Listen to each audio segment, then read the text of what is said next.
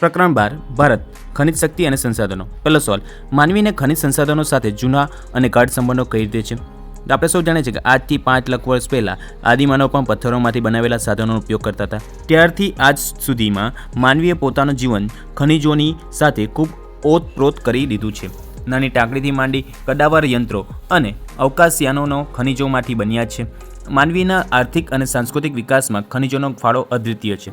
ખનિજોના પ્રતાપે જ માનવ સંસ્કૃતિના કેટલાક મહત્વના તબક્કાઓ પાષાણ યુગ, તામ્ર યુગ, કાંસ્ય યુગ અને લોહ યુગ નામે ઓળખાય છે અને આજનો યુગ પણ ખનિજ યુગ જ છે. આમ માનવી અને ખનિજ સંસાધન જૂનો ગાઢ સંબંધ. પ્રશ્ન 2, મેંગેનીઝનો ઉપયોગ જણાવો. મેંગેનીઝનો મુખ્ય ઉપયોગ વિશેષ પ્રકારનો પોલાદ બનાવવામાં થાય છે. આ પોલાદ લવચીક હોવાથી સાથે સાથે ખૂબ જ મજબૂત હોય છે. તેનો ઉપયોગ પટ્ટા, સળિયા વગેરે બનાવવામાં થાય છે. મેંગેનીઝના મિશ્રણથી પોલાદના પટ્ટા અને સળિયાઓના સ્થિતિસ્થાપકતા અને મજબૂતાઈ આવે છે. ખડકોને તોડવા કે દળવાના યંત્રોમાં પણ મેંગેનીઝયુક્ત પોલાદ વપરાય છે. તેમજ તે ઘસારા સામે ટકી રહે છે. મેંગેનીઝનો ઉપયોગ ઘણા ઉદ્યોગોમાં થાય છે. મુખ્યત્વે રસાયણ ઉદ્યોગ તેમજ બ્લીચિંગ પાવડર, કીટનાશકો, સૂકી બેટરી, ટાઇલ્સ વગેરે બનાવવામાં થાય છે. આ ઉપરાંત મેંગેનીઝ ચામડાના ઉદ્યોગો, કાચના ઉદ્યોગો, દિવાસળી ઉદ્યોગો, ફોટોગ્રાફી ઉદ્યોગમાં વગેરે ઉદ્યોગમાં ઘણું ઉપયોગી છે. તેમજ ચિનાઈ માટીના વાસણો અને રંગીન ઈંટો બનાવવા માટે પણ તેનું ઘણું ઉપયોગી છે. ચાલો, ત્રીજો સવાલ, અભ્રકના ગુણધર્મો અને ઉપયોગ લખો. અભ્રકના ગુણધર્મોની વાત કરીએ તો અભ્રક પારદર્શક અને સ્થિતિસ્થાપક છે. તે ગરમી અને વિદ્યુતનું અવાહક અથવા અતિ મંદ વાહક હોય છે. ત્રીજું, તે વિદ્યુતનું ઊંચું દબાણ સહન કરી શકે છે. હવે અભ્રકના ઉપયોગની વાત કરીએ તો અભ્રકના વિદ્યુતના ઉપયોગથી ગરમ કરવા માટેના હીટર, ઇસ્ત્રી સાધનોમાં વિદ્યુત અવરોધક તથા અગ્નિ અવરોધક તરીકે વપરાય છે. તેમજ તે અન્ય વીજ સાધનો જેમ કે રેડિયો, ટેલિફોન, વિમાન, મોટર, ગ્રામોફોન, ધ્વનિ શોષક પડદા વગેરેમાં વપરાય છે. તે ચળકાટ આપવા માટે કાચના પૂરક પદાર્થ તરીકે પણ વપરાય છે. ચોથો, ખનિજ એટલે શું તે સમજાવો. પૃથ્વીના ખડકોમાં અનંતકાળથી ચાલતી ભૂવૈજ્ઞાનિક એટલે કે જીઓલોજિકલ અને નિરેન્દ્રિય એટલે કે અજૈવિક પ્રક્રિયાને કારણે રચાયેલા તથા ચોક્કસ અણુબંધારણ અને રાસાયણિક ગુણધર્મો ધરાવતા ઘન, પ્રવાહી કે વાયુ સ્વરૂપના પદાર્થોને ખનિજ કહેવાય છે. આમ કુદરતી કાર્બનિક અને અકાર્બનિક ક્રિયાઓને તૈયાર થયેલી અમુક ચોક્કસ રાસાયણિક બંધારણ ધરાવતા પદાર્થને ખનિજ કહેવાય છે. જેમ કે લોખંડ, મેંગેનીઝ, તાંબુ, ચાંદી વગેરે ખનિજો ઘન સ્વરૂપમાં અને પારો, પેટ્રોલિયમ વગેરે ખનિજો પ્રવાહી સ્વરૂપમાં અને કુદરતી વાયુ અને ખનિજ વાયુ સ્વરૂપમાં પ્રાપ્ત થાય છે. પૃથ્વીના પેટાળમાંથી કયા પ્રકારના ખનિજો મળશે તેના આધારે પૃથ્વીના પોપડાની રચના પર છે. જેમ કે લોખંડ, તાંબુ, જસત, સોનું, ચાંદી વગેરે ખનિજો આગ્નેય ખડકોમાંથી મળે છે. જ્યારે કોલસો, ખનિજ તેલ, કુદરતી વાયુ એ ખનિજ પ્રસ્તર ખડકોમાંથી અને સ્લેટ, આરસપાણ, હીરો વગેરે ખનિજો રૂપાંતરિત ખડકોમાં જોવા મળે છે. પ્રશ્ન 5, કોલસો કેવી રીતે બન્યો? સવાલ છે. જવાબ, આજથી કરોડો વર્ષ પૂર્વ પૃથ્વીના વિશાળ દલદલીય પ્રદેશમાં વૈવિધ્યસભર વનરાજી હતી. પૃથ્વીના પેટાળમાં થતી આંતરિક હિલચાલને કારણે આ વનસ્પતિ પૃથ્વીના પેટાળમાં દટાઈ ગઈ અને પૃથ્વીની આંતરિક ગરમી એટલે કે ઉષ્મા અને દબાણને કારણે કાર્બન તત્વ ધરાવતા વૃક્ષો અને પ્રાણીઓનું મંદ દહન થતું ગયું. તેમાં કાર્બન તત્વનું કોલસામાં રૂપાંતર થયું. આ રીતે કોલસો બન્યો. આશરે 25 કરોડ વર્ષ પહેલાનો સમયગાળો કાર્બોનિફેરસ સમયગાળો તરીકે ઓળખાય છે. છઠ્ઠો સવાલ, આજે બિનપરાગત ઉર્જા શક્તિનો ઉપયોગ શા માટે વધ્યો છે? જવાબ, હાલમાં વિશ્વની ઉર્જાનો મોટાભાગનો જરૂર કોલસો, ખનિજ તેલ, કુદરતી તેલ અને લાકડું જેવા પરંપરાગત ઉર્જા સ્ત્રોત સંતોષાય છે. આ ઉર્જા સ્ત્રોતનો જથ્થો મર્યાદિત છે. વળી તે પુનઃ અપ્રાપ્ય શક્તિ સંસાધનો છે. પરંપરાગત ઉર્જા સ્ત્રોતનો જથ્થો ઝડપથી ઘટી રહ્યો છે. તેના પરિણામે વિદ્યુત ઉત્પાદનમાં પણ કાર્યક્રમ ઘટશે અને જંગલો પણ ઘટશે. તેથી બળતણ માટે લાકડું મળવું પણ મુશ્કેલ થતું જશે. આ સંજોગોમાં નજીકના ભવિષ્યમાં ઉર્જાના બિનપરંપરાગત સ્ત્રોતો વધુને વધુ ઉપયોગ અનિવાર્ય થઈ જશે. વળી તે પુનઃપ્રાપ્ય ઉર્જા સંસાધનો છે. આથી આજે બિનપરંપરાગત ઉર્જા શક્તિનો ઉપયોગ વધ્યો છે. 7, બાયોગેસ વિશે ટૂંક નોંધ લખો. બાયોગેસ ઉર્જા શક્તિ મેળવવાનું બિનપરંપરાગત સાધન છે. ખેતરનો કચરો, નકામા કૃષિ પદાર્થો, ખાંડના કારખાનાનો કચરો, છાણ, માનવ મળમૂત્ર વગેરે કોહવાથી તેમાંથી મેળવાતો ગેસ એટલે કે બાયોગેસ જે બેક્ટેરિયાની મદદથી રાસાયણિક પ્રક્રિયા દ્વારા બને છે. તેમાંથી મીથેન વાયુ છૂટો પડે છે અને દહનશીલ વાયુ છે મીથેન. બાયોગેસ મેળવ્યા પછી વધેલા કચરાનું વિષાણુ વગરનું કિંમતી ખાતર બને છે. ફક્ત છાણમાંથી તૈયાર થતા ગેસને ગોબર ગેસ કહેવાય છે. બાયોગેસ અને ખાતર બનાવવાના સાધનોને બાયોગેસ પ્લાન્ટ કહે છે. ગામડાઓમાં બળતણ માટે લાખો ટન લાકડું અને છાણ વપરાય છે. તેના બદલે બાયોગેસ વપરાય તો વૃક્ષો કપાતા બચી શકાય અને ગામડા પણ સ્વચ્છતામાં વધારો થાય છે. તેમજ તેમના ઘરેલું ઉર્જાની અછત ઓછીને ઓછી કરી શકાય છે. ભારતમાં બાયોગેસ ઉત્પાદન ઉત્તર પ્રદેશ પ્રથમ અને બીજા ક્રમે ગુજરાત આવે છે. ભારતનો સૌથી મોટો અને આદર્શ સામૂહિક ગેસ પ્લાન્ટ ગુજરાતમાં સિદ્ધપુર તાલુકામાં મેઠાણ ગામે આવેલો છે. તેમજ અમદાવાદના દસક્રોઈ તાલુકામાં રુદાતલ અને બનાસકાંઠામાં દાંતીવાડા ખાતે પણ વિશાળ બાયોગેસ પ્લાન્ટ બનાવવામાં આવેલ છે. વ્યક્તિગત અને સામૂહિક રીતે બાયોગેસ પ્લાન્ટ સ્થાપીને તેનો ઉપયોગ વધારવામાં આવી રહ્યો છે. સવાલ નંબર 8. આજના સમયમાં ખનિજો રાષ્ટ્રના આર્થિક વિકાસની કરોડરજ્જુ ગણાય છે. સાથી તો આપણે સૌ જાણીએ છીએ કે આજના આધુનિક યુગમાં ટાંકણીથી માંડી કદાવર યંત્રો અને અવકાશયાનો ખનિજોમાંથી બનાવવામાં આવે છે. એ યંત્રો અને અવકાશયાનોના સંચાલન માટે પણ ખનિજનો જ ઉપયોગ થાય છે. યંત્રો દ્વારા દેશમાં નાના મોટા ઉદ્યોગો ધમધમે છે અને વિવિધ પ્રકારના ખૂબ જ મોટી સંખ્યાના ઉદ્યોગો દ્વારા થતું ઉત્પાદન દેશની જરૂરિયાત પૂરી પાડે છે. તેમજ નિકાસો દ્વારા કિંમતી વિદેશી હુંડિયામણ કમાય છે. પરિણામે દેશનો ખૂબ જ આર્થિક વિકાસ થાય છે. તેથી આજના સમયમાં ખનિજો રાષ્ટ્રના આર્થિક વિકાસની કરોડરજ્જુ ગણાય છે. સવાલ નંબર 9. આધુનિક યુગને ખનિજ યુગ કહેવાય છે. શા માટે? તો આપણે સૌ જાણીએ છીએ કે માનવીની લગભગ બધી જ પ્રવૃત્તિઓ સાથે ખનિજોમાંથી બનાવેલા સાધનો સંકળાયેલા છે. નાની ટાંકડીથી માંડી વિરાટ કદના યંત્રો, વાહનો વગેરે ખનિજોમાંથી બનેલા છે. તેમજ આધુનિક ક્રાંતિ પછી ખનિજોનું મહત્વ ઘણું વધી ગયું. આજના તમામ વિકસિત રાષ્ટ્રો ખનિજોના વૈવિધ્ય અને સમૃદ્ધ તથા તેના ઉપયોગ માટે આધુનિક જ્ઞાન અને તકનીકી વિકાસના કારણે સમૃદ્ધ થયા છે. તેથી આધુનિક યુગને ખનિજ યુગ પણ કહેવામાં આવે છે. 10મો સવાલ. ધાતુમય ખનિજોનું વર્ગીકરણ કરો. તો આપણે સૌ જાણીએ છીએ કે ધાતુમય ખનિજોનું 4 પ્રકારે વર્ગીકરણ કરીએ આપણે. તો પહેલું કિંમતી ધાતુમય ખનિજો. તો આપણે સૌ જાણીએ કિંમતી એટલે કોણ? સોનું, ચાંદી, પ્લેટિનિયમ એટલે કે સોનું, રૂપું એટલે ચાંદી અને પ્લેટિનિયમ. તેમજ વજનમાં હલકી ધાતુ એવી ધાતુવાળા ખનિજોની વાત કરીએ તો મેગ્નેશિયમ, બોક્સાઇટ, ટાઇટેનિયમ વગેરે. અને સામાન્ય ઉપયોગમાં લેવાતી ખનિજોની વાત કરીએ તો લોખંડ, તાંબુ, સીસું, જસત, કલાઈ એવા બધા ખનિજો. તેમજ મિશ્ર ધાતુ વપરાતા ખનિજોની વાત કરીએ તો મિશ્ર ધાતુ એટલે મેંગેનીઝ, ક્રોમિયમ, ટંગસ્ટન, વેનેડિયમ વગેરે. 11મો સવાલ. લોખંડના પ્રકાર જણાવી તેના પ્રાપ્તિ સ્થાન કયા કયા છે તે જણાવો. તો લોખંડના 4 પ્રકાર છે: હેમેટાઇટ, મેગ્નેટાઇટ, લિમોનાઇટ અને સિડેરાઇટ. લોખંડના પ્રાપ્તિ સ્થાનો. ભારતમાં સૌથી વધુ લોખંડ કર્ણાટકમાંથી મળે છે. તે પછી ક્રમશઃ ઓડિશા, ઝારખંડ, છત્તીસગઢ અને આંધ્રપ્રદેશમાંથી મળે છે. તદુપરાંત ગોવા, રાજસ્થાન, તમિલનાડુ, મહારાષ્ટ્ર, મધ્યપ્રદેશ, કેરળ, ઉત્તરપ્રદેશ, અસમ વગેરે રાજ્યોમાંથી પણ લોખંડ મળી આવે છે. 12મો સવાલ. તફાવત કુદરતી વાયુ અને ગોબર ગેસ. હવે આપણે એક મુદ્દો કુદરતી વાયુનો લેશું અને બીજો ગોબર ગેસ.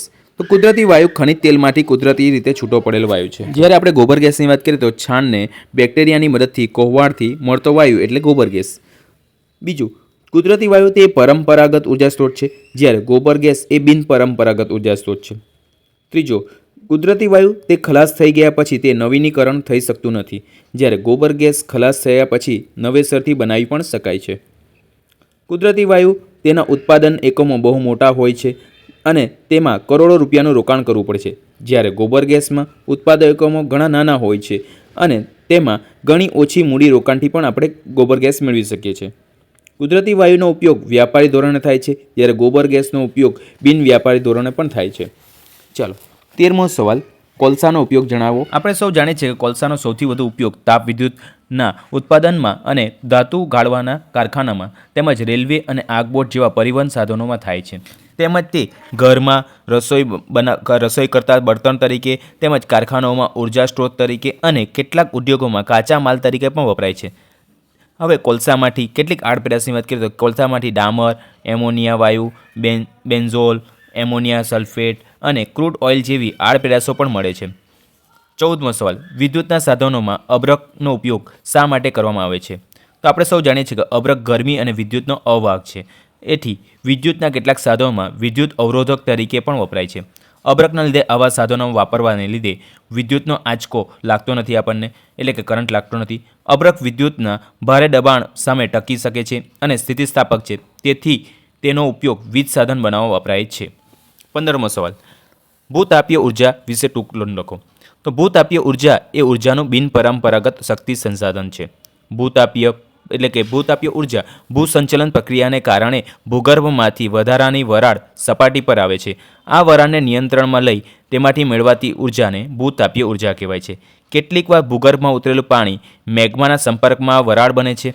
ધીરે ધીરે કાળક્રમે તે ભૂસપાટી પર આવતા ઉઠા ફુવારા થકી ભૂતાપીય ઉર્જા મેળવાય છે. ગુજરાતમાં ઉનાઈ, લસુંદરા, ટુવા અને તુલસી શ્યામ ખાતે ગરમ પાણીના ઝરા એટલે કે કુંડ આવેલા છે. આ વિસ્તારમાં ભૂતાપીય ઉર્જાનો ઉપયોગ થવાની શક્યતાઓ રહેલી છે. તેમજ USA, આઇસલેન્ડ, ન્યૂઝીલેન્ડ, ઇટલી અને જાપાનમાં ઘણા વર્ષોથી ભૂતાપીય ઉર્જાનો ઉપયોગ થઈ રહ્યો છે. આગળનો સવાલ, ઉર્જાના પુનઃપ્રાપ્ય સંસાધનો વિકસાવવા માટે ગુજરાતમાં કઈ કઈ સંસ્થા કામ કરી રહી છે? તો ઉર્જાના પુનઃપ્રાપ્ય સંસાધનો વિકાસ માટે ગુજરાતમાં ગુજરાત એનર્જી ડેવલપમેન્ટ એજન્સી એટલે કે GEDA એટલે કે ગુજરાત ઉર્જા વિકાસ સંસ્થા કામ કરી રહી છે. 17મો સવાલ, બોક્સાઇટના નામ પર શાના પરથી પડ્યું છે? તો બોક્સાઇટ ખનિજ સૌપ્રથમ ફ્રાન્સના લેસબાક્સ નામ પરથી વિસ્તારમાંથી મળી આવેલું, તેથી તેને બોક્સાઇટ કહેવામાં આવે છે. 18મો સવાલ, ઉર્જાના પુનઃપ્રાપ્ય સંસાધનો વિકાસવા માટે ભારતે કઈ કઈ સંસ્થા સ્થાપી છે? તો ઉર્જાના પુનઃપ્રાપ્ય સંસાધન વિકાસવા માટે ભારત સરકારે ઈસવીસન 1981માં commission for additional sources of energy નામની સંસ્થા સ્થાપી છે, એટલે કે CASE. 19મો સવાલ, ઉર્જાના બિનપરંપરાગત સ્ત્રોતોના નામ આપો. બિનપરંપરાગત એટલે કે આપણે ખબર જ છે, જે ખૂટે નહીં તે, જેમ કે સૌર ઉર્જા, પવન ઉર્જા, ભરતી ઉર્જા, ભૂતાપીય ઉર્જા અને બાયોગેસ વગેરે. સવાલ નંબર 20, અધાતુમય ખનિજો કયા કયા છે? અધાતુમય ખનિજોની વાત કરીએ તો ચૂનાના ખડકો, ચોક, એસ્બેસ્ટોસ, અબ્રક, ફ્લોરસ્પાર, જીપ્સમ એટલે કે ચિરોડી, સલ્ફર, હીરો વગેરે અધાતુમય ખનિજો છે. 21મો સવાલ, તાંબાના ગુણધર્મો અને ઉપયોગો જણાવો. તાંબાના ગુણધર્મો, તાંબાને ટીપીને વિવિધ આકાર આપી શકાય છે. તે વિદ્યુતના સુવાહક હોય છે. તેમાં મિશ્રણ થવાનો ગુણ હોય છે.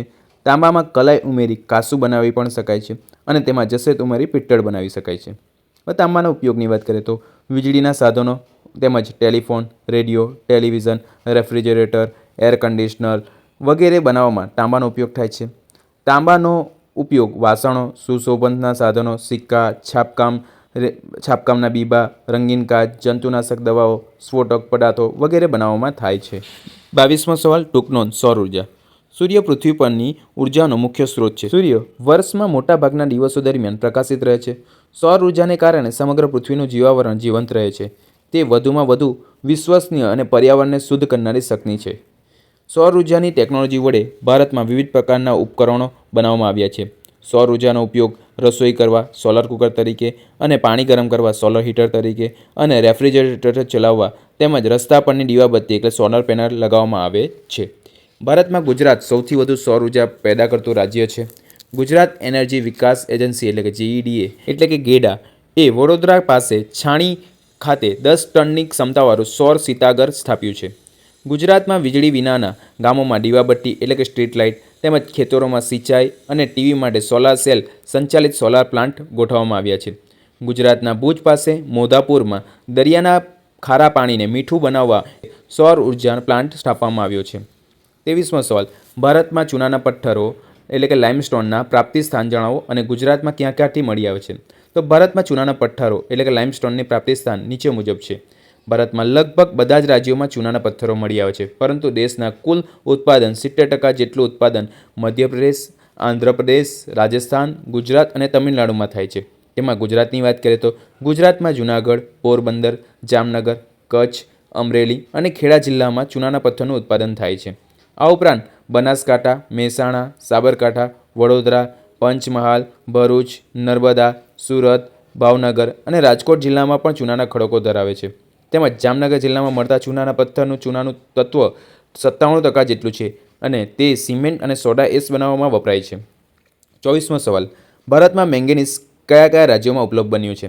તો ભારતમાં મેંગેનીઝ મહારાષ્ટ્ર, મધ્યપ્રદેશ, ઓડિશા, કર્ણાટક અને ગોવા વગેરે રાજ્યોમાંથી ઉપલબ્ધ બન્યું છે. 25મો સવાલ, પરંપરાગત અને બિનપરંપરાગત શક્તિ સંસાધનનો અર્થ આપી એક એક ઉદાહરણ આપો. પહેલો વાત કરીએ પરંપરાગત શક્તિ સંસાધન. જે શક્તિ સંસાધન એકવાર વાપર્યા પછી પુનઃ ઉપયોગમાં લઈ શકાતા નથી અથવા તે ફરીથી બનાવી શકાતા નથી, નજીકના ભવિષ્યમાં તેનું પુનઃનિર્માણ અશક્ય છે, તેને પરંપરાગત શક્તિ સંસાધન કહેવાય. ઉદાહરણ તરીકે ખનિજ કોલસો, પેટ્રોલિયમ, કુદરતી વાયુ વગેરે. જ્યારે બિનપરંપરાગત શક્તિ સંસાધનની વાત કરીએ તો જે શક્તિ સંસાધન પોતાની મેળે જ ચોક્કસ સમયમાં વપરાશી હિસ્સાની પૂર્તિ કરે છે અથવા તે અખૂટ છે, તેને બિનપરંપરાગત શક્તિ સંસાધન કહેવાય. ઉદાહરણ તરીકે સૌર ઉર્જા, જળ ઉર્જા, પવન ઉર્જા વગેરે. 26મો સવાલ, નીચે આપેલા પારિભાષિક શબ્દો સમજાવો. પહેલો છે બોક્સાઇટ. બોક્સાઇટ એ ખનિજ સૌપ્રથમ ફ્રાન્સ લેસબાક્સમાંથી મળી આવેલો તે વિસ્તારમાંથી મળી આવેલો, તેથી એને બોક્સાઇટ કહેવાય છે. બીજું છે સીસુ. સીસુનું મુખ્ય ખનિજ ગેલેના નામે ઓળખાય છે. શિશુ મુલાયમ પરંતુ વજનમાં ભારે હોય છે. ત્રીજું છે સૌર ઉર્જા. સૌર ઉર્જા એટલે કે સૂર્યની ઉષ્મા ગરમી શક્તિ. સૂર્ય પૃથ્વી પરની ઉર્જાનો મુખ્ય સ્ત્રોત ગણાય છે. તે વર્ષના મોટાભાગના દિવસો દરમિયાન પ્રકાશિત રહે છે. સૌર ઉર્જાને કારણે સમગ્ર પૃથ્વીનું જીવાવરણ જીવંત રહે છે અને તે વધુને વધુ વિશ્વસનીય અને પર્યાવરણને શુદ્ધ કરનાર શક્તિ છે. સૌર ઉર્જા એ બિનપરંપરાગત ઉર્જાનું સંસાધન છે. ચોથું, ભરતી શક્તિ. ભરતી શક્તિ એટલે ભરતી ઉર્જા એ ભરતી ઉર્જાનું બિનપરંપરાગત શક્તિ સંસાધન છે. સૂર્ય અને ચંદ્રના ગુરુત્વાકર્ષણને કારણે સમુદ્રના કિનારે ભરતી ઓટની ઘટના નિરંતર ચાલ્યા કરે છે. તેના લીધે દરિયાના પાણીની સપાટી ચઢ ઉતર થયા કરે છે. આવી જગ્યાએ વીજ શક્તિ ઉત્પન્ન કરી શકાય છે. તેથી આને ભરતીના પાણી દ્વારા શક્તિ ઉત્પન્ન કરતી શક્તિને ભરતી શક્તિ કહેવાય છે. તેમજ ભરતીના પાણીમાં શક્તિ વધુ હોય છે.